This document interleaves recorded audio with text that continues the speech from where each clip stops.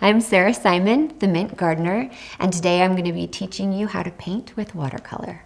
Welcome to class 1 of my watercolor series. Today we're going to be talking about setting up your space. We're also going to be covering what materials are essential. I really believe that watercolor should be accessible to as many people as possible, and by using the right materials, they allow you to play and actually have fun with the art. And then also we're going to be talking about making the magic sauce, as I like to call it. It's all about water management and how much water you get on your palette. So that's what we're going to be covering today in class 1. So the format of this class, I'm going to go through all of my favorite materials, then I'm going to talk about setting up the space, and then we're going to dive into some watercolor fundamentals. So first, to go through all of my materials, my mission with watercolor is very much a simplistic approach. I want watercolor and this art to be accessible to all. I love the idea that someone can sit down with a dinner plate at home and just a few inexpensive items that they can find online anywhere in the world, and you can actually begin to create. I like the idea of removing obstacles. So accessibility is a really big thing for me. So there's some essentials that you do need to create. First of all, you do need a paintbrush. So in this class, I suggest a round 4 and a round 1.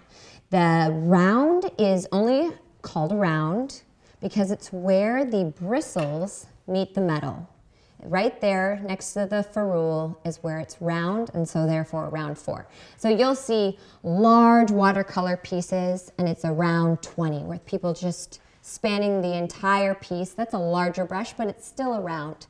So the round 4 gives us a little bit more versatility in covering more space, and the round 1 lets you do a little bit more detail work. The reason I love working with a round is the versatility of the brush. With just one stroke, you can access simply the point of the brush, and then with a little bit more pressure, increasing the pressure broadens the stroke and therefore allows a broader, more paint to cover the paper. So that's why I love the rounds. Within one stroke, you can have very light lines and very thick lines all at the same time. So round 1s and round 4s are my go-to brushes. Watercolor paint, obviously an essential here.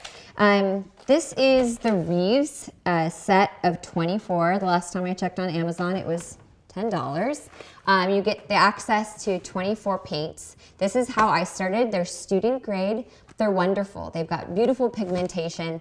I really feel like in order for us to play as we become artists, as we create, we want our materials to be affordable so that it gives us the freedom to play. And Reeves really allows you to do that. You get tons of colors, and in later classes, we're going to play with these different 24 sets, and we're going to make tons of different colors just from these basic kits. That's paint. Paper. Watercolor paper is the one spot, the one essential tool where you could spend a lot of money and have a lot of bang for your buck. Watercolor paper, when it's handmade and hand molded, is absolutely lovely, but not always affordable. So I suggest starting with Strathmore or Canson brands. They have all different sizes, but what I would suggest is a 140-pound weight. Don't go anything lower than the 140-pound weight, just because your paper will buckle more. But 140-pound weight, cold press. A little bit of texture to your paper increases that really lovely blendability of your paints. In front of me too, I have Han Mule paper. You can find it online. Their blocks of paper are really great. That's what we're going to be painting on today. And this is more professional grade paper. But like I said, if you're scared of a blank canvas, which who hasn't been, right? It's always really nice to start on a student grade paper and then move your way up. And as your skill increases, you will notice when you update and make your paper just a little bit better, when you upgrade just slightly, how much better your technique will all of a sudden become. It's very rewarding. That's paper. The other things that I like to have on hand that are easy to find are HB pencils. HB is just the lead that's in them. It's actually just like a regular yellow pencil that we used at school, but these are nice. You can get little packs of them. And then I really like to have a Pigma Micron on hand as well. We're going to be using these in our projects for our upcoming classes.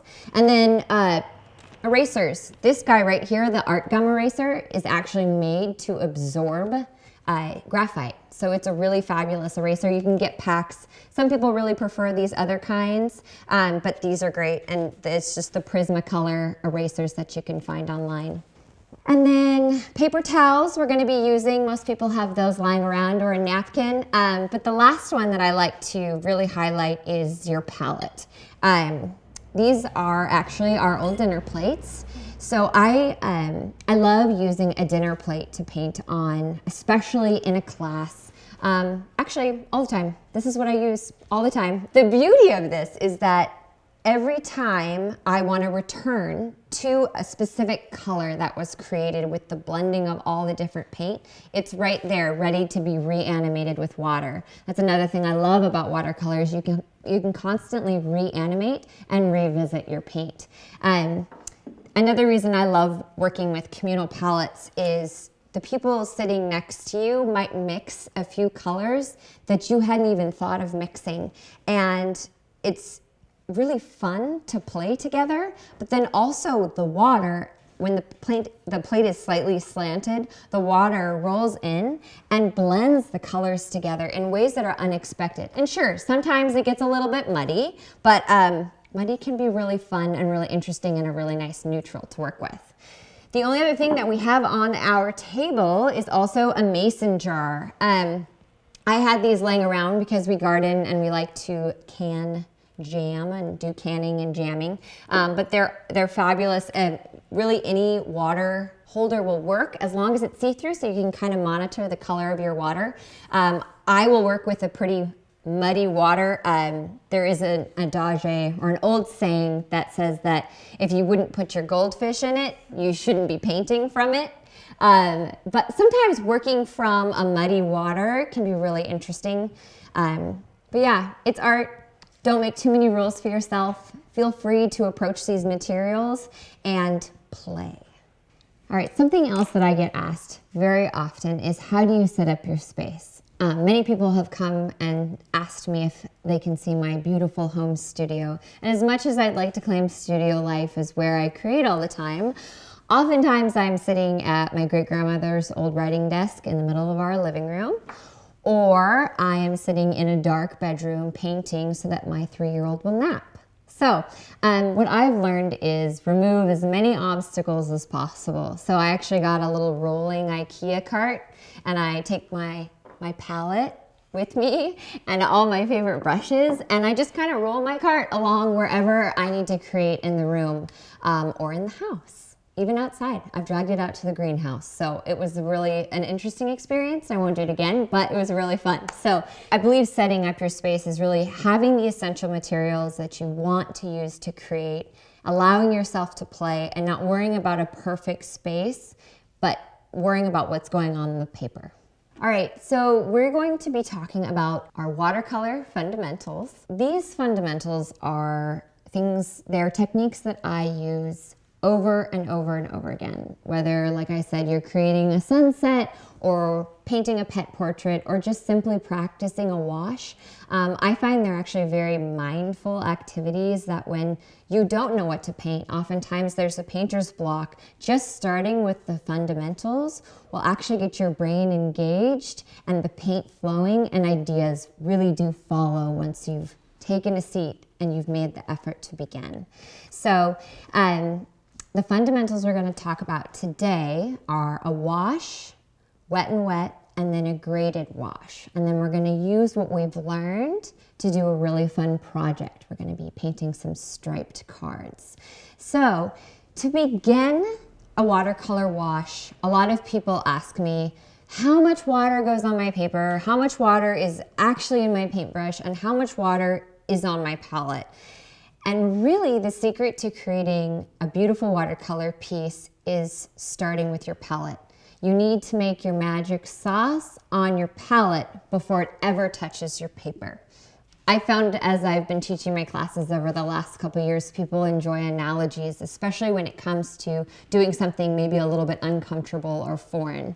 If holding a paintbrush doesn't feel natural for you yet, I know most people eat. So my analogies are usually revolve around food. I love to eat. I don't cook, but I love to eat. So what I've learned is we are gonna make some magic sauce on our palette.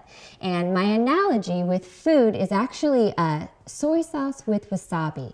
So it's really getting the right amount of water from your mason jar onto your palette. And that's where the magic begins, is on your palette. Okay, and so the consistency that we're going to bring water over to our palettes, and the consistency we're going to be creating is a soy sauce with a touch of wasabi. If you imagine the dried paint on your palette that's already here, this is like a dried tube paint, or you could use your cakes, your dried cake paint. If you imagine this is your wasabi, the water you're bringing to it is soy sauce. So if the soy sauce wasabi thing still feels confusing, you can imagine it's about 80% water, 20% paint. So we're gonna bring enough water over to our palettes that if you were to take your palette and tip it one side to another, small raindrops would start to form and slide down the plate. And that's the wet consistency that we want on the palette, that we will then make our magic sauce that then goes to your plate or to your paper. So to begin, we have to engage our paintbrushes. So if you have a brand new paintbrush, which all of my lovely ladies here do, you can go ahead and remove the protective cap. Some people really like to keep this cap so that they can then transport their paintbrush home or, you know, wherever they'd like to go. I also have used cup holders to store my paintbrushes straight up. Works great. The reason you care about your paintbrush point is because that really gives you that agility to get a fine stroke. So protecting the point of your brush is important. You never want to leave your paintbrush, just paintbrush care, you never want to leave your paintbrush in the water like this. The little point on the end starts to form to the sides of your mason jar, and you'll be really bummed because it's a lot harder to paint with when it's starting to curve off on its own. I like to hold it in a classic hold, which is just simply how you would hold a pen. All right, so if you were to pass it to a friend, and then when it comes back into your hand where it naturally falls, that's gonna be your best way. Most brushes have a bulb. Usually you wanna hold on to the bulb of your brush, so it's right behind the metal ferrule on the bulb of your brush. This gives you the most control. However, scooching down, if that's a little bit more comfortable for you, is totally acceptable and can give you a little bit more accessibility for when you're making your finer lines, okay? So that's how you hold it. To prime your brush, once you've got it in your hand and the paint cap off, so this is what this guy doesn't have any water in it. This is what I'm doing with my brush. I'm actually scraping it against the bottom, back and forth. You never go straight down, right? Because you really do want to preserve the point of your brush. But working from side to side engages the paintbrush and allows water to soak up the bristles into the handle and really get your paintbrush primed full of water and ready to paint. So once your paintbrush is engaged, you're going to take it and go back to your palette 3 or 4 times. So the actual practical, what we're going to be doing, the actual strokes that we're going to be doing is paintbrush to water to palette, engage in one of your colors, and then back to water and back to your palette. So you're bringing that water straight to your palette. It feels very foreign, I know, to bring water away from a jar and into something dry, but that's how we're going to start. And remember what we're going for. We want that soy sauce and wasabi texture. So we want the water to be running and moving. We want that movement and shine, all right?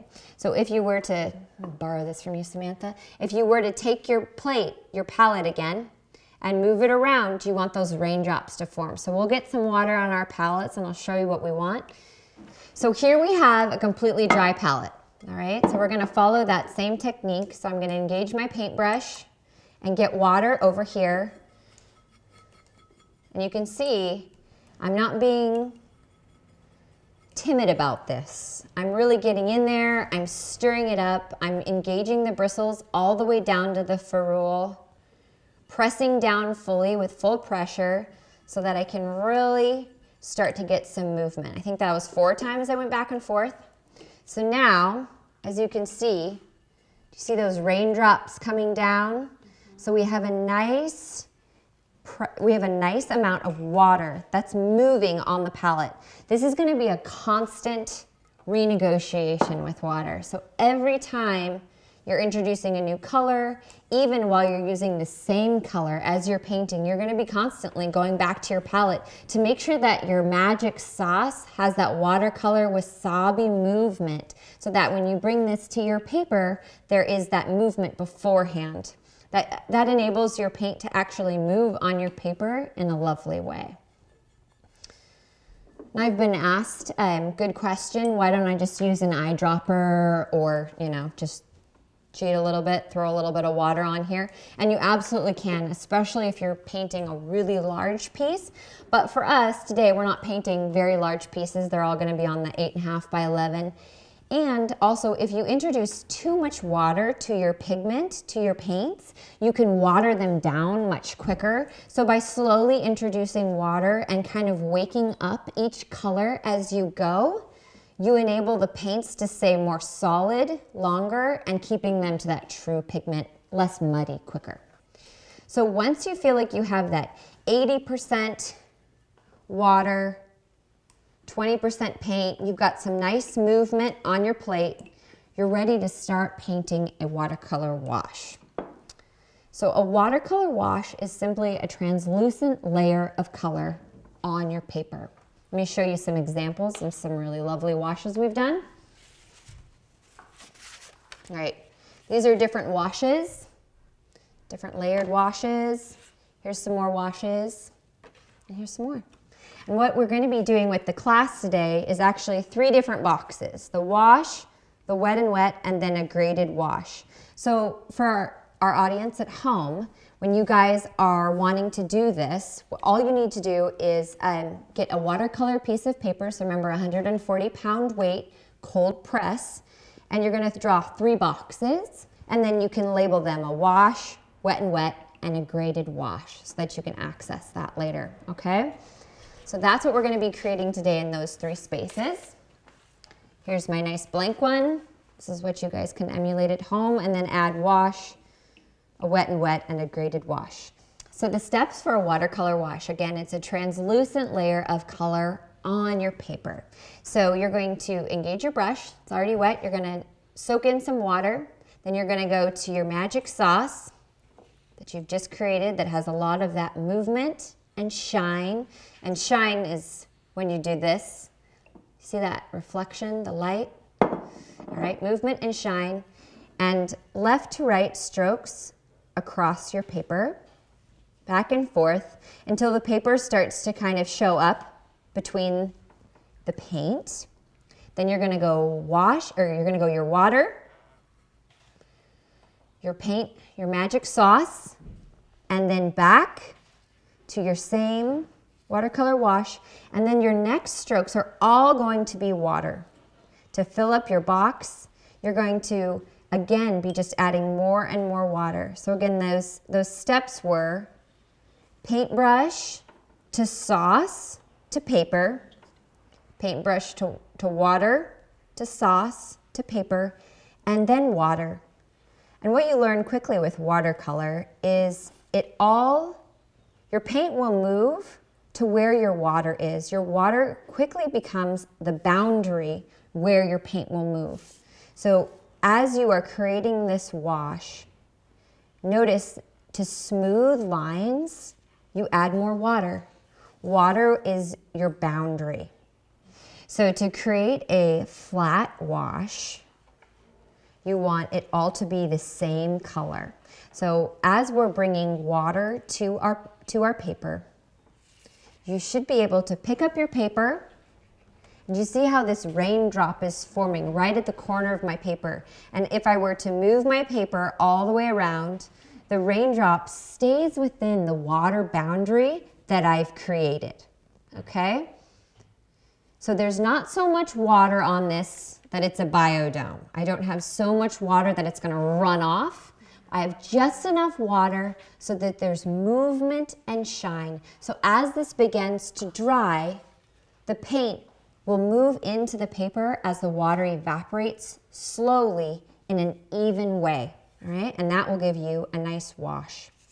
Now, if your wash is not moving this fluidly, the answer is always adding just a bit more water. Like I said, it does feel very foreign to bring water to paper, but if you're using 140-pound weight watercolor paper, I have yet to meet anyone that makes a hole in it. So just add more water and see if you can get that fluid motion, okay? So the next technique that we're gonna cover is wet and wet. And wet and wet is just slang for wet paint in wet paint. So we're gonna start again. Our base is going to be a wet moving wash. This is a great chance to test to see if you're using enough water in your wash, because as we add a second layer of paint, it's going to move within and kind of do fireworks, bleed in vain. This is a good example. Both of these are great examples right here. So this and this are good examples of wet and wet. So you had a wet moving wash that was the blush base, and then we dropped in a secondary color that was also wet paint. It's a wet and wet.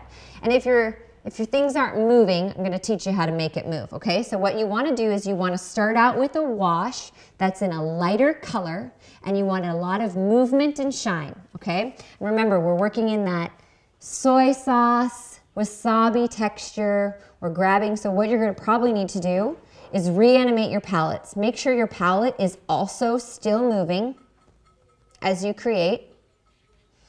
Go ahead and get in there. Make sure that there's that raindrop forming if you need it right here for your wash. And then again, we're going to create a nice wash base. I suggest using kind of a lighter color for this base wash, as we're going to drop in a darker color. So again, we're going to do that base wash in a lighter color. And again, remember, a wash is paintbrush to water, paintbrush to your sauce, and then to your paper. However many times it's going to take to get that really good color that you want as your base. And then remember, water. Water is going to be defining where your paint moves and how it moves and how it dries. So it's going to smooth your lines. Okay, so look for that raindrop as you tip your paper. Again, if you're having a flooding of water down below, that's just a bit too much water, that's a biodome. It's finding that perfect balance between just enough water and a little bit too much. So this is good movement. So now, continuing with our food analogy, we're going to be accessing a darker color that we're going to drop in to this paint, letting this technique be wet in wet. So I'm going to engage a darker color. And like I said, the food analogy, it's a little bit more wasabi. You could almost argue it's a bit more like ranch. All right, so you're going to take, again, that consistency, this new sauce. And you're going to go water to new sauce and drop it in to your wash that's wet. If it starts to blossom and move like this, where it's veining and moving, that means that you have enough water in your base. So if you can envision, this technique is so beautiful when you're creating flowers or petals. You drop in color, and then it just blossoms and moves on its own. If yours isn't moving, here's what's happening. You need a little bit more water in your base wash so that the top wash still moves, okay? There's another reason it might not be moving too. You have to have a decent amount of water in your top wash as well, of the paint that you're dropping in to make it move. So both need to be wet in order to move, okay? And if it didn't move and it's just kind of sitting there, go ahead and water the whole thing down, create another wash again, get some movement, and then watch it move out. All right? And the cool thing is too, is you can feed these wet and wet parts right here. You can drop in more color and it only gets more vibrant and brighter the more you drop in. But keep in mind, your bottom wash is starting to dry. So watercolor is always a bit of a race against time. So you can wet your washes down to the point, the reason I like that raindrop is because it gets your wash wet enough that it enables you to drop in paint and gives you time to make change to your watercolor.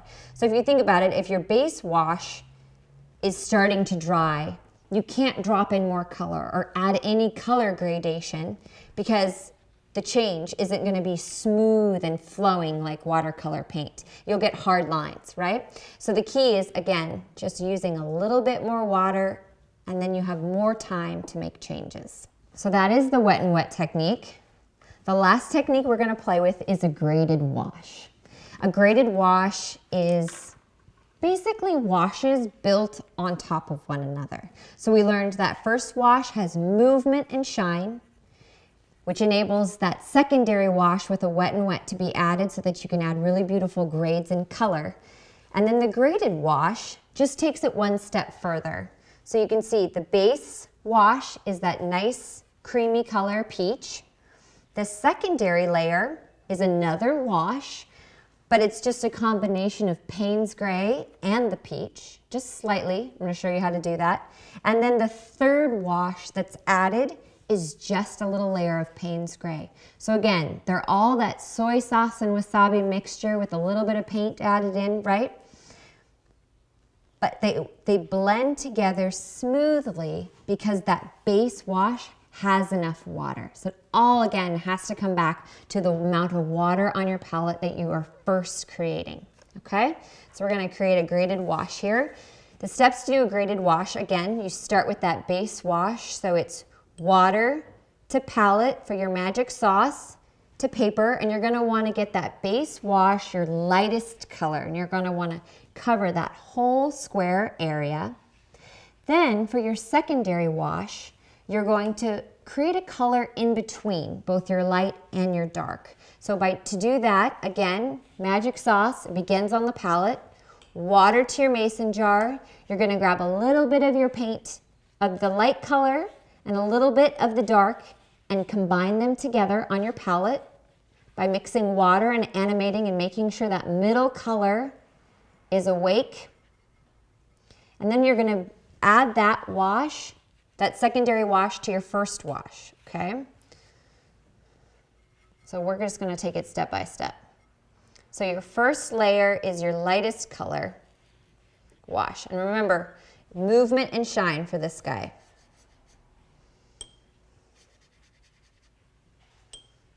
Okay. Movement and shine. Check for that raindrop. There she is. Okay. There's movement. So now I know that I'm gonna wanna, just like this one, I'm gonna move towards the blue hue. So I'm gonna take a little bit of that peach and combine it with a touch of blue and mix it together on my palette. The mixing happens on the palette. Then I'm gonna go water to that new magic sauce color and bring it down as a wash 2/3 of the way down. Okay, where you lift your brush is going to be the highest concentration of color. Top to bottom again. And don't worry about creating an actual line to where the paint should stop. Because that bottom wash has movement and shine, the paint will naturally start to bleed into the lower colors. And then for that last layer of your graded wash, it's water.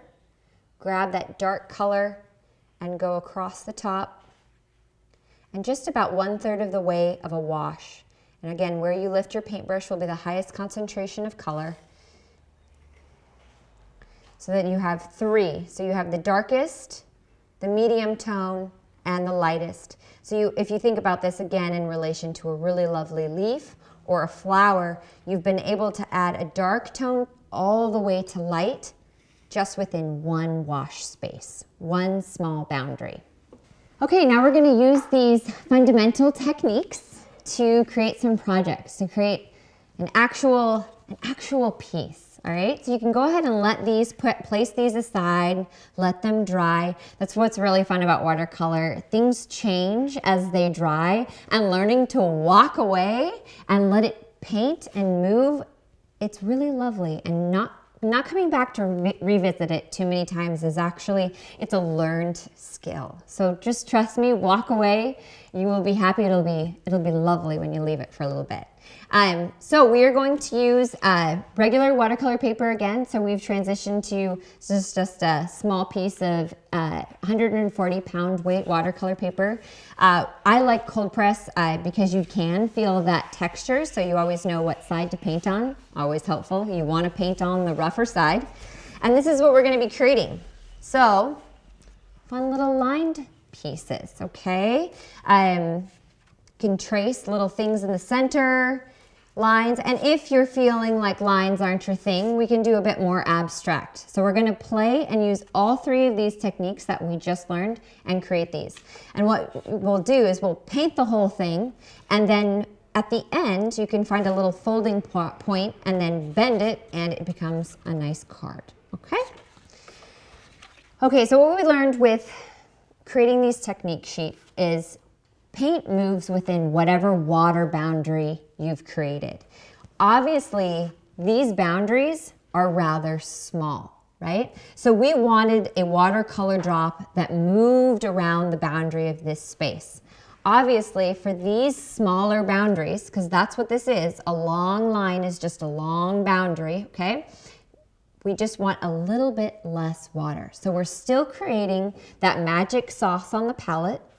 We're going to be accessing just the point of our brush so that we can make the smoother lines, or if you want to switch to your round one to make a finer line as well. And then I also have rulers. I like to just eyeball it and go for it, but if some people are more comfortable having little rulered spots, that's absolutely fine. And what I would suggest is you just hold your ruler against your paper and mark out by centimeters or however you would like to space your lines, okay? So we have these communal palettes in front of us at home. I would encourage you to play, use whatever colors are calling your name. We will get more into color harmony and things in class 3. So for now, I would just encourage you to pick 2 or 3 colors that you really enjoy on your palette and go ahead and begin, okay? So like I said, I'm not gonna make lines with my ruler, but I have rulers if you guys need them. But if you're ready to just dive in, we can just dive in, okay? Okay, I'm actually gonna do lines short ways rather than long ways. Makes it a little bit easier.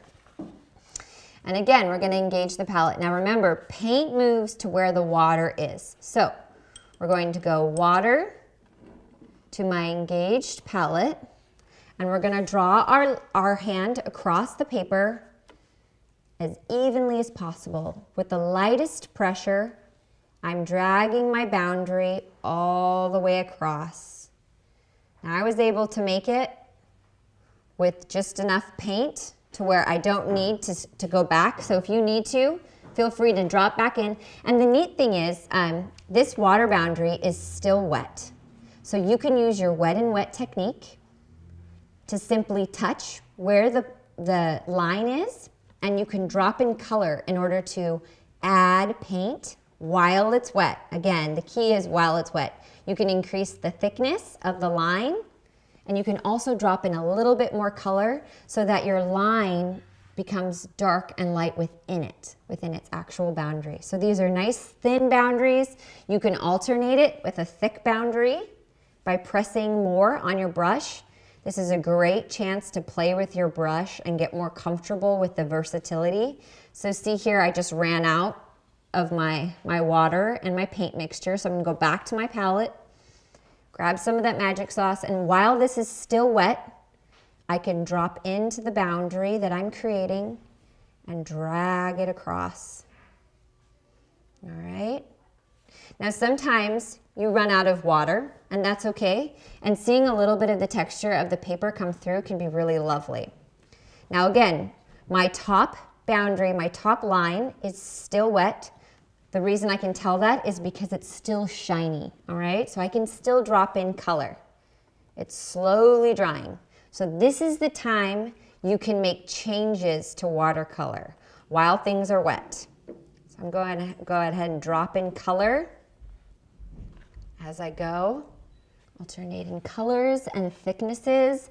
And remember, leaving a little bit of white space in between the lines is lovely. Now, like I mentioned, if you are feeling like these lines aren't your thing, go ahead and make some thicker boundaries. And again, it's just like you're creating a wash in these boxes.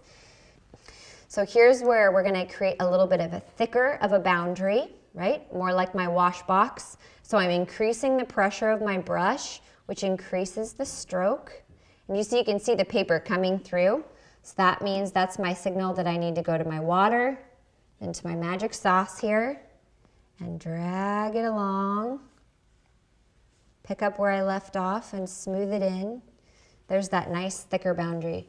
Now, Elizabeth, you said earlier, what if you wanted to do a wash with just clear water? Obviously, my wash is no longer safe for goldfish and is not clear. However, I actually often like to work out of just the wash water, especially when it's this color, because you can create some really interesting colors. So, following along of this being a wider boundary, I'm just using water, and because my top wash that I just painted, this red wash, is still wet, by adding a little bit of water to my paper and crossing over that boundary, it enlarges this stripe, and because it was all wet, it's gonna dry evenly. And it actually creates a really lovely graded tone because we added that pigmented wash first and then accented it with the softer, just wash water. Right. All right? And because this boundary, let me borrow your paper towel. Sure. Because this boundary is wet, I can drop in color, right? Right here. There we go. Everything's still wet. I can tell there's movement and shine. The most control you have is where your water is. The paint will often do its own thing. You learn by playing. So being curious and going, I wonder what will happen if I do this. And then learning from it is the best way. But I can't predict 100% how the paint will move because as you're talking, as you're thinking, as you're planning your piece, your water's drying. And so the piece can really take on a mind of its own very quickly. And then you just want to continue down your piece and create the lines. And once everything is dry, I suggest waiting about 24 hours. So you can always tell a piece of watercolor is still wet. One, because of the movement and shine that you can see if you were to hold it up. But two, if you hover your hand about 1/4 of an inch above your piece, it's cold. You feel a coldness coming up off your paper. And that means it's still wet. Don't touch it, don't move it. But yeah, within 24 hours, your piece will be dry and you can fold it in half to make some really cute little lined cards. And that is your little project, playing with boundaries and watercolor washes. Thanks so much for joining us for class 1. I'm really looking forward to seeing what you create with your watercolor washes and your stripes. And I'm looking forward to seeing you in class 2.